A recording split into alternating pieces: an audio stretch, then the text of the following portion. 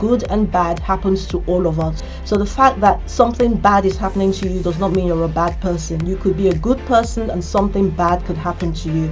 But this is the important thing to bear in mind. If you maintain a positive life stance, both the good and the bad will only get better. But if you have a negative life stance, both the good and the bad will only get worse. So you lose absolutely nothing by remaining positive. Absolutely nothing. And when I talk about a positive life stance, I'm not just talking about your attitudes, I'm talking about your assumptions as well, your expectations. Assume the best of people and of yourself. Expect the best of the world and of yourself. I'm going to bring Graham on. Hi, Graham. Hello there. Wow. Hi, how are you? Yeah. Do you know what? I was just so absorbed with what you were saying. We're certainly singing off of the same song sheet, I think. Everything that you were saying actually resonated with perhaps some of the story that I'm going to share with you today. So, wonderful. really good. Really enjoyed that. Wonderful. Thank you so much for joining us today. Really appreciate it. Thank you so much. I'm going to let you tell us a little bit about yourself. Obviously, I've given the audience a little bit of background, Sure. but yeah, if you just introduce yourself and tell us a little bit about yourself, Greg.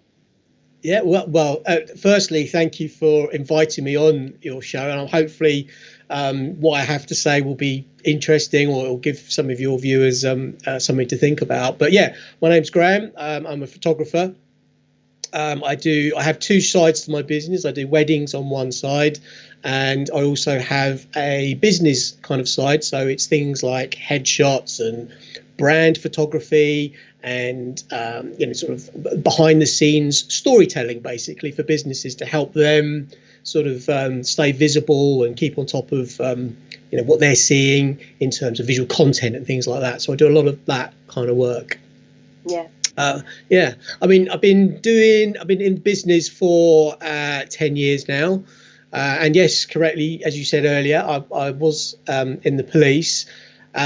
Leaving the police wasn't actually necessarily the reason. It wasn't about leaving the police because I wanted to start a business. There was, other reasons behind that.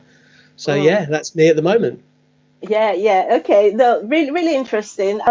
I'll let you tell us a little bit more about the photography later, but I'm interested in finding out how you came to move from policing, because I don't know about you guys, but for me, when I hear police officer, it's like, kind of thing. Scary people. That's the first thing that comes to mind. But photography is it's a completely different end of the spectrum. It's so gentle, it's so friendly. Well, I'm not saying policemen are not friendly, but so how did you come to move from being a police officer to photography? Yeah, I mean, it's a long story. I'll try and sort of condense it down as much as I've always been into photography. It's always been something I've always done as a hobby. Right. I did a lot of traveling, I went trekking in the Himalayas. So I always had, all that kind of stuff is just all about taking pictures, and I just really enjoyed it. Very cathartic kind of process, being creative and everything. I was in the police back in 2009, and everything was fine. I was happy. I'd done all my exams to become a sergeant, and everything was going well. We were, my wife and I were about to have our second child. Unfortunately, we went full term, but we lost the baby. Scarlett died due to a complication. It was a double knot in her cord, completely undetectable. No indications of any sort of problems or any issues throughout the entire pregnancy. So it was just, on the morning, woke up, yeah, baby's come in, right, down to the hospital. Time we got to the hospital, there was no heartbeat. So as you can imagine, that turned your world upside down. And without going into all the kind of processes that I went through, I had some counselling and all those kinds of issues. One of the things that kind of helped me to sort of, as an outlet, as a kind of almost a self-therapy, was photography. It just became more meaning to me. It became something that I could create something that was positive and nice, and it gave me a sense of achievement and all those kinds of things. And then through that, and through a charity that my wife kind of got involved in, which is the Sands charity, stillbirth and neonatal. I can't remember the exact standards, but anyway, met a lady involved in that, and she was a wedding photographer, and she obviously knew about my interest in photography, and she said, would you like to come and help me with some weddings? And there we go. It just kind of expanded into that. I had no intention at all of starting my own business. I had no reason to. I didn't want to. It wasn't anything that I saw myself doing in any sort of shape or form. But it just kind of evolved into this entity. But then, sort of looking back on it, it gives me a huge amount of comfort to sort of know that out of something so terrible. And it was, again, back to your points earlier about knowing that, that your resilience and things like that you can get through the darkest of times and come out and, be positive and have that positive attitude and reframing and resetting your life and things like that. And that's kind of what happened.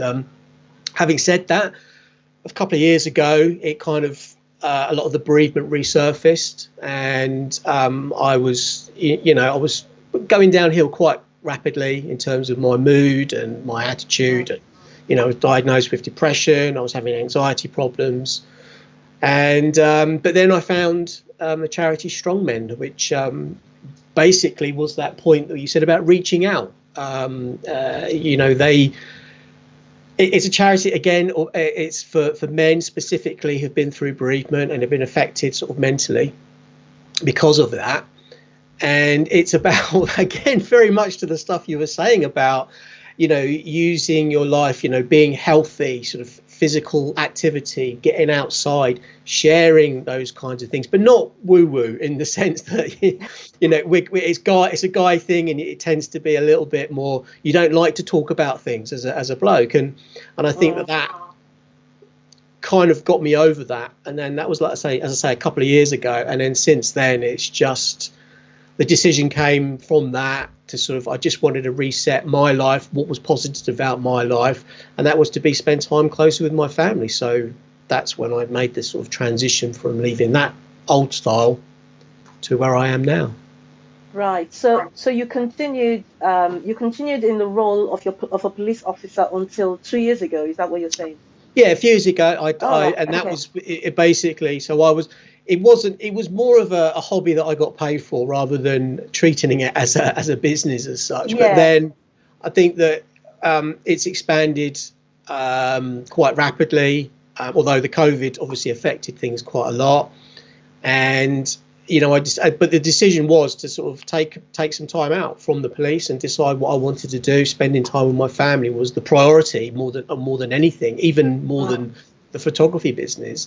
But then it's flourished, and I'm loving it. And it the more I do it, the more it drives me, the more it creates that positive mindset for me. The work that I do with the Strongmen charity as well, I help them out a lot. And so at the moment I'm in a great place. Obviously it's still tough out there in terms of business, but it is for everybody. But I think having that positive attitude and how I react to things, and how I don't get angry when somebody cuts me up in the car. I don't watch the news. I've stopped taking all that negativity in, and I'd rather put something positive in. It's you said earlier about the oxygen mask sort of analogy. I've got my own, which is fuel in the car. If I want to give somebody a lift, I want to help them get from somewhere to somewhere, I've got to have fuel in the car to do that. Absolutely. I have fuel in the car myself, but if I want to help someone, I've got to have fuel as well. So I do make sure that that's a part of my ethos, I think, is probably the best way to put it. Yeah. No, I mean, actually, you just mentioned, touched on something that I was going to talk about, but because I was rushing, I wanted to get you on. I didn't mention it. The importance of creating the right environment is what you're saying, isn't it? When you're talking about not watching the news all the time. I think we just kind of go on autopilot. This is what you do. You sit down and you turn on the TV, and any garbage that whoever is on there wants to feed you, people just sit there and just eat all the garbage, and then they're wondering why they're feeling the way they feel. You could wake up in the morning and you're fine, but just before, all of a sudden you might start to feel upset, and you don't even know why you're upset, but it's just because of Mhm. the things that people are doing and saying all around you. So it's so important, isn't it, that we actually guard, because we're talking about watching the thoughts that we think, but where do those Yeah. thoughts originate from? What triggers those thoughts? Is the things we see, is the things we hear. So we need to watch those gateways into our mind, I suppose is what I'm saying. We need to watch those gateways into our mind. Oh, And it's definitely. not easy to Definitely. take it for granted, but it's so important. I mean, you talk about the fact that you did go through a period of depression. Mhm. So would you just mind sharing with us just how important it is, this mind battle? Because I always say the battle is always fought and won in the mind, and that's why I'm so passionate about helping people understand the way the mind works and help them create a good belief system, and just working on the minds, because that's where everything happens, really. So if you could just share with us how you, maybe a little bit about the process that you went through, the things, I know you shared some, the things that helped you more mentally to get through what you went through. I think a lot of it stems from the switch. There was a particular switch, in which was when I went away on this weekend with the strongmen, and it wasn't designed to, we weren't sitting around in a tent and hugging each other and sort of going, yeah, I'm this and I'm that. It was, we turned up and we climbed Mount Snowdon in Wales, and that was it. There was no other kind of brief around it, and that, for me though, as we walked and as we talked naturally, and you started learning about other people's stories, the realization that I wasn't alone. There was people out there that had similar experiences to me. It was that reaching out part that you mentioned earlier, being able to share things. And it was really important, especially for guys, I think, as well, to not feel judged, to literally feel that the person that was standing next to you, whether they were listening or talking, it was irrelevant, but they got it. They understood. You didn't have to explain yourself. I didn't have to say how I was feeling or whatever. They got it. And it was almost like a silent communication. I think that Mm, little reset then kind of spurred me to do more. I mean, at that time, I was probably 3.5 stone overweight. And I think that weekend was the catalyst. That was the point where I then went, okay, I need to start getting fit again. I need to sort of take a more of a positive attitude to my body and my mind. So I started keeping fit. I started eating properly. Again, back to what you were saying earlier, which is why I was going, wow, it just resonated. Not putting the poison in. It's the whole analogy of a dirty glass, or sorry, dirty water. If you put dirty water in the glass and drink it, you're going to get ill. It's about yeah. putting clean water in that glass. And I think that process of the physical activity and the physical fitness and the healthy lifestyle, cutting out the crap, the rubbish that is put in our Mm, minds from the television and what people say, social media, yeah. and stepping back and putting a bit of perspective on it. And I think that Yeah. was the driving force. And then as you do that, I wouldn't say addictive, but it feeds itself. It grows, because the more you do it, the more you think, well, actually, I feel quite good today. So you do more. And then you think, I actually feel great today. So you do more. And I think, wow, I feel super today. And then it just builds and builds and builds. And you just, we have Mm, bad days like everybody else, but yeah. there's a constant positivity there now, I think. That's, Absolutely. yeah, That's good. That's good. And what you mentioned is so important, especially for guys, I think, yeah, because strong men don't cry, isn't it? So that's the idea, that's the thought. So I think it's probably more difficult for men to reach out, and talk about how they're feeling and what's going on in their lives. I think it's easier perhaps for women to be able to do that. So I think that's why it's so important. This charity you mentioned, Strong yeah, Men. I think the work that they do is definitely needed, and people just need to know that there is help out there, if they yeah. if they want help, that there is help out there. Well, so what made you actually make that decision that you're now going to make photography your main thing, your job, your business? Well, I think it's more to do with the fact that I needed, taking that break from the police, I needed to have some generation of income. And although that's a kind of a byproduct on it, it's just that I love it so much. I just enjoy it. I think and it's also about the type of photography I do. You know, everything that I do in photography is about people. So if, for example, you ask me to go and do property photography, or where there's no real people involved in it, I'm probably not really going to be the expert in that area. But when it comes to getting someone to come out of their self, and, you know, very much on the brand photography stuff, it's about taking somebody who's perhaps not necessarily shy, but what's the word? They're not confident about stepping out in front of the camera, or getting out to lead their business. And I love that. I've seen the transformation, and I get a real kick out of it when I help someone who's not confident, get them in front of the camera, and then they kind of, wow, that was great. And then their confidence grows, and then they start doing other things. And I just think that for me is really powerful. So it's almost, you could almost say that I'm doing it for myself, because it makes me feel good. Yeah, fantastic. Now, do you think being in the police force was something that you weren't cut out for anyway? I don't know how you got in there. I'm just trying to find out. On the last program, we're talking about finding your why you do what you do.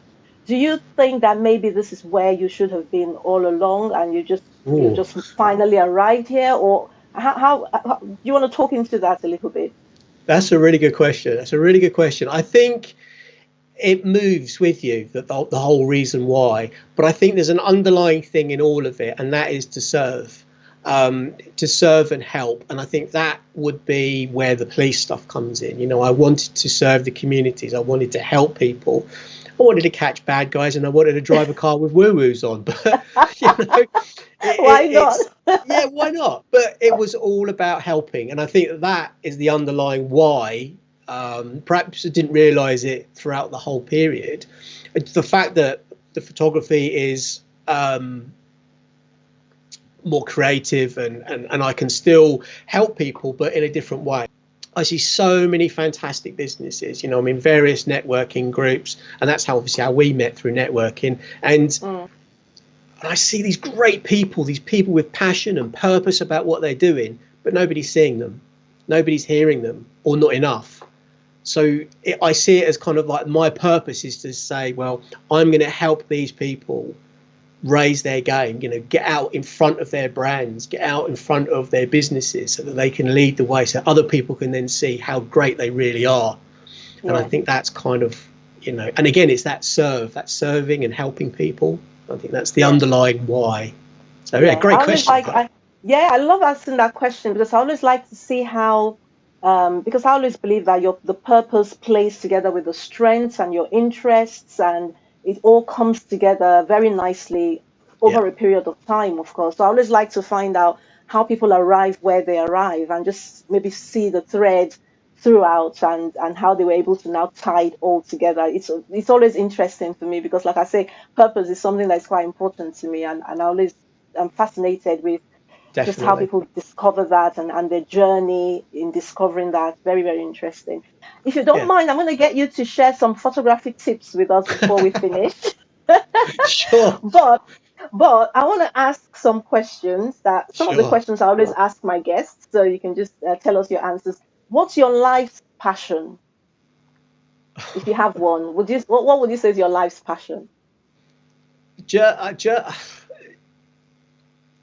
The world around me, and what I mean by that is what I can control, my family and my children, and that's it. There's nothing else that, you know, seeing them grow and shaping their lives, and them shaping themselves. Now my eldest, she's, you know, 15 going on 25, you know, that kind of thing.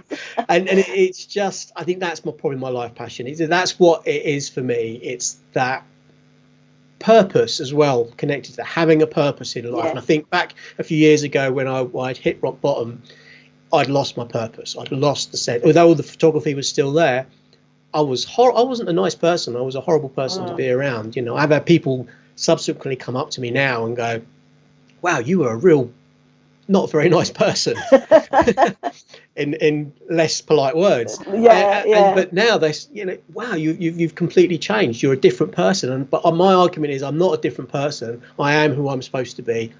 I wasn't back then, because I found my purpose and aligned it to everything else. The purpose Yeah. and my passion is the same thing. So important, so important, Yeah. so important. And for me, like I keep saying, with the 5 day challenge I'm running, that's why I want to work with startups or those who are just starting out, because it's so important, I think, to know your purpose and to Mm. identify your strengths and to align it with your values. It's not just enough to know your purpose and your strengths and I want to run business, I want to make a lot of money.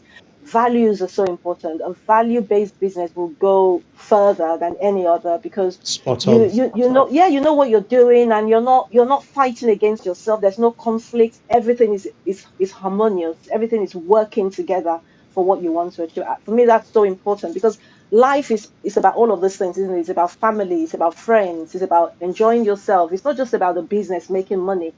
So you No. have to find a way of bringing all that in a way that it's harmonious for you. And because sometimes even most people go into business because they want the freedom. See, as people go into business, so, oh, I want more freedom. But then before you know it, 5 years down the line, the business starts to run them Yeah. because they lose themselves. They lose themselves in it. So I think it's quite important to put first things first. Yeah. Um, biggest life lesson to date.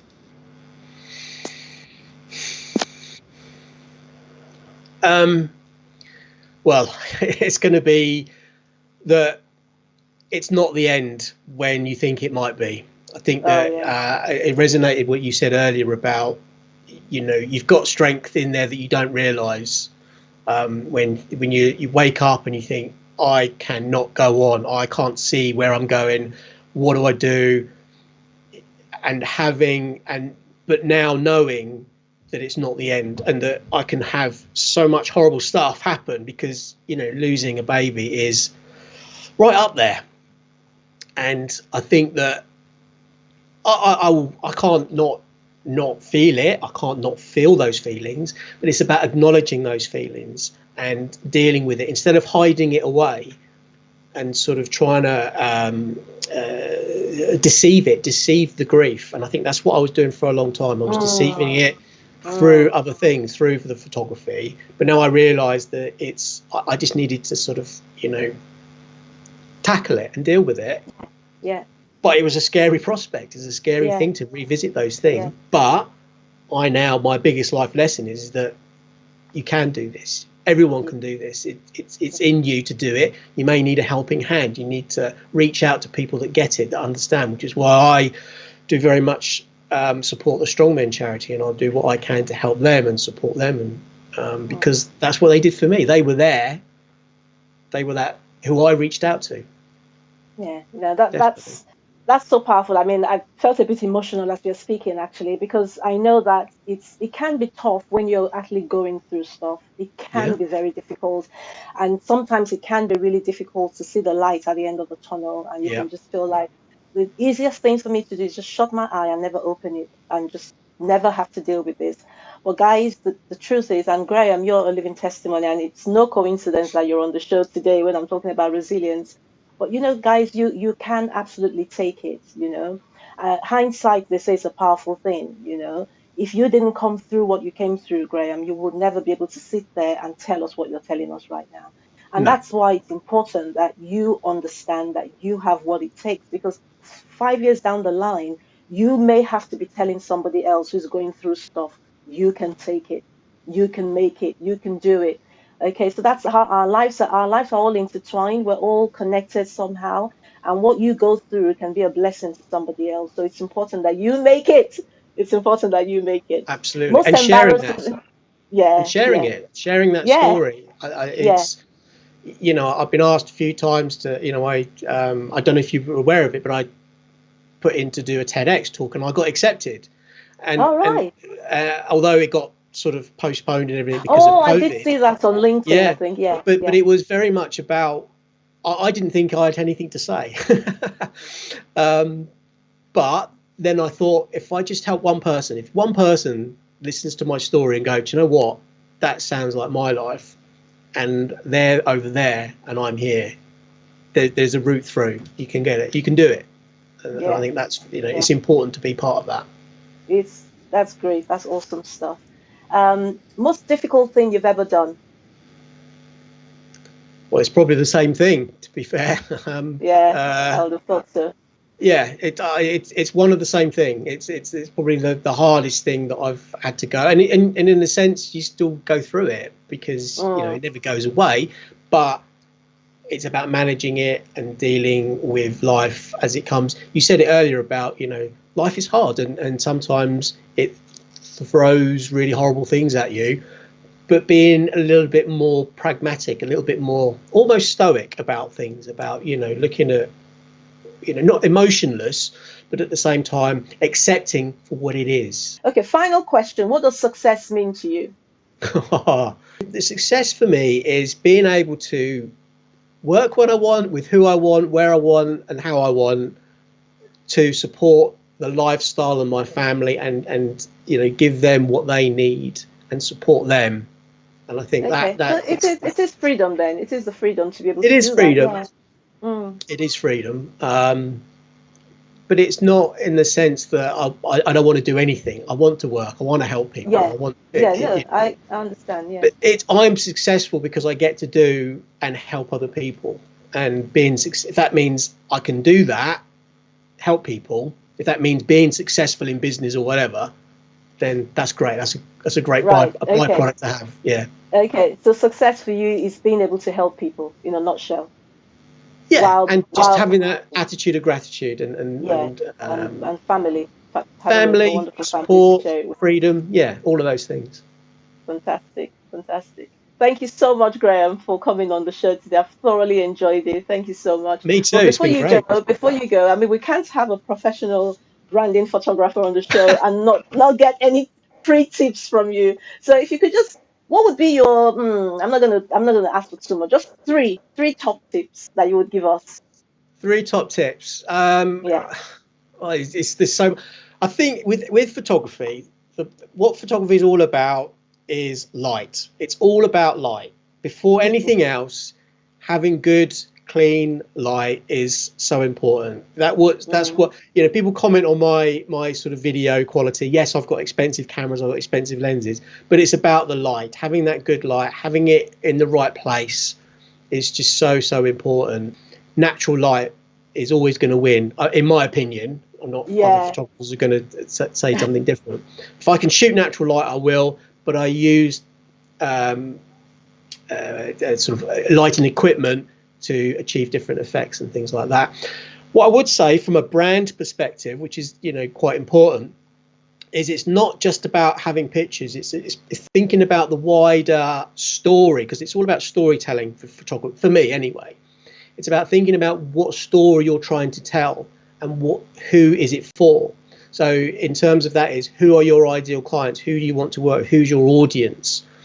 Think about all of that stuff before you even pick up a camera or speak to a photographer, Right. so you know what it is, the message that you're trying to achieve. I've got nothing against people doing selfies. I've got nothing against that whatsoever. Oh, we have to have our selfies, don't we? I do them myself. It's not a thing for me as a photographer. I should be going, no, don't do a selfie, come and pay me. But I don't feel like that. Everyone, it's freedom and all the rest of it. But when it comes to really sort of getting out from behind your business and in front of your brand, it's very much about having someone there to help draw it out, because you're always Yeah. going to be biased in your own mind about what it should be.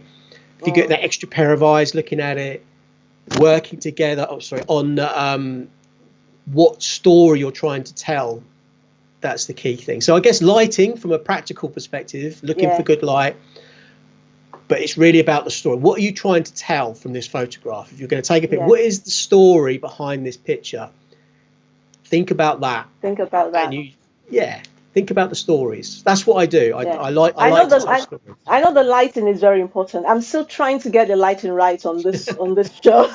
Still trying to get the lighting right. Thank you so much, Graham. Guys, let me just see what's happening on Facebook. Let me see. Hey, Jenny, thank you for joining us. Jenny says very true. Yes, strong men do cry. That is true. Hey, Michelle, thank you for joining us. Michelle loves your top tips for photography. Hi, Annette. Annette has a question. What do you do when you're emotionally stressed and burnt out in what you love doing? Okay. So, what do you do when you're actually doing something you love, or you're feeling stressed out doing what you love? Graham, do you have any thoughts for Annette? I think that's to do with kind of the purpose. There are, days of, it's a hard one to answer because I don't think I've actually ever sort of come across that, because I'm doing what I love to do. So, when I'm working with someone, I'm almost annoyingly positive. I start bouncing off the walls. I start getting all the ideas and things. But I guess if I ever got to a point where I was not feeling it, I was like, it's about professionalism then. It's like, well, I need to get the job done. You do the job, and then taking that step afterwards. It's that, okay, I need to do this now in the full knowledge that I know that I'm going to be able to unwind from it later on. And it's having that knowledge that I can do that. And for me, I like going for a run, or I like listening to audiobooks and go for a bike ride. There's a friend of mine, she, I've never actually met her. We're just friends online, and she's very much into sustainability, and she's very creative. And there's that big connection between sort of mindset and being able to sort of, kind of level yourself, to kind of reset. By doing something creative, it turns on different parts of the brain to sort of, where she does like crocheting and things like that. And that has a real good calming effect. So you want to be looking at something like that, where you can be creative and draw or read or pick up the camera. Something else, Annette, is maybe you're just overworked. It could, because you can get overworked doing something you love. So it might just be that you need a break. And if you need a break, take a break. Because if you say something you love, so it's not the actual thing you're doing that's stressing you out. Maybe you're doing too much of it and your body just needs rest. And actually not just your body, because sometimes when your body is tired, like I was saying earlier on, when your body is tired, it begins to affect your mind as well. Yesterday, I was so tired because I've been preparing for my 5-day challenge. I was so tired. I was finding it difficult to even get creative in terms of today's show. So I had to reach out for help. I had to reach out to my husband for help. So it might just be that you're tired and you just need a break. So you might just need to go. Well, you can't go on holiday now, but you might just need a break. That might just be all that you need. Yeah, well, thank you all so much.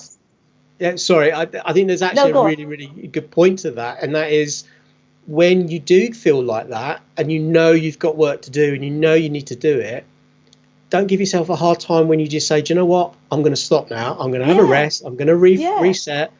I think I find that a lot. There's a lot of people that will beat themselves up because they haven't achieved what they've said they'll do, but they're focusing on the bit that they didn't do, not the bit that they did do. Yeah, no, that's absolutely right. Because I love what I do, but sometimes I do get tired as well. And then I'm thinking, I should do this. And I'm thinking I shouldn't have to be feeling like that. So sometimes I just drop it all and just get a good rest, and then I find I feel a lot better. And like Graham was saying, sometimes the reason you don't want to do that is because maybe you feel you're letting yourself down or you're letting somebody else down. But remember what I said earlier, you're of no good to anybody if you get burnt out. So you have to give yourself some priority at some point and just take care of yourself, take care of your body, take care of your mind. So I hope that helps, Annette. Thank you all so much, guys, for joining us today. I could go on and on, but we're almost out of time. Hey, Joe. See, I told you, Graham, that they would wake up. Now the comments are flying in. Yeah, they're all coming in now. Joe says, like in the fitness industry, rest and recovery days are so important to enable you to come back stronger. Definitely, Joe, yeah. Like over-exercising, you can get overwork yourself. That's true. I've taken a break, but I'm still at the point of giving up my job. Annette, we need to have a chat offline. Let's have a chat offline, Annette. Absolutely. I think just to summarize that last bit, it's like I said earlier, it's putting the fuel back in the car. You're no good to anybody. You can't take anybody a lift. You can't get anywhere yourself unless you put in that fuel. And that means taking some time out and having a rest. You can't be everything to everybody. Otherwise, you'll be nothing to everybody. Nothing to no one. Nothing to no one. That's the one. Yeah. Maybe you just need to reconnect. There's the reconnection that needs to happen. But we'll have a chat, Anne. But I thank you so much for putting that comment. I really, really appreciate it. Today's just been awesome. I really feel like, I don't know, there's just been a connection today as well. Graham, thank you so much. You brought that, and I'm really, really grateful. Thank you all so much, guys, for joining in today. Don't forget, same time next week, we're here, 2 p.m. BST. If you want to receive notification that we're live, please just click on the link in the description of this video and you will get notified when next we go live.